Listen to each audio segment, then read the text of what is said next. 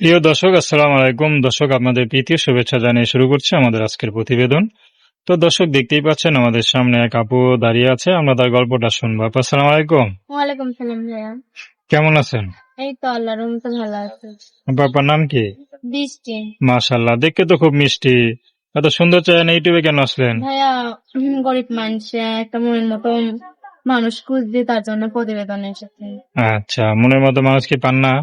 মনের মতো মানুষ তো পাইতাছি না ভাইয়া, তার জন্য একটু প্রতিবেদন এসেছে। মানে মনের মতো বলতে কি বোঝান? টাকা পয়সা থাকতে হবে না চেহারা সুন্দর? টাকা পয়সা না, চেহারা সুন্দর, যেটাই হোক ভাইয়া, মনের মতো হইলে সেটাই হইল। আচ্ছা, মানে মনটা যাতে ভালো হয় নাকি? হ্যাঁ, সেটাই। পড়াশোনা করছেন? ভাইয়া পড়াশোনা করতে পারিনি। একটু করেন নাই?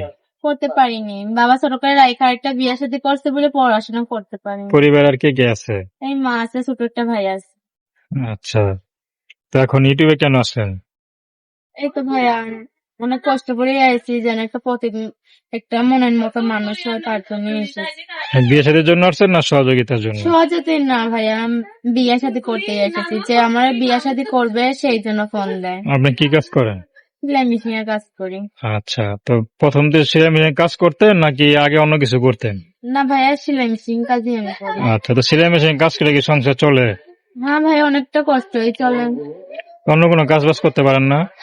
না ভাইয়া, সেলাই মেশিনের কাজই করি।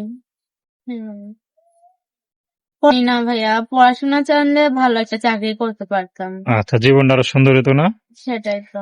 আচ্ছা, তো দর্শক, আপনার বৃষ্টি আপুর কথা শুনলেন। তো দর্শক, প্রেম ভালোবাসা, সাহায্য সহযোগিতা, বিয়ে শাদী করা একান্ত আপনাদের ব্যক্তিগত ব্যাপার। তো আসুন আমরা ৫ ওয়াক্ত নামাজ পড়ি, সর্বদা দেশের সেবা করি। আসসালাম।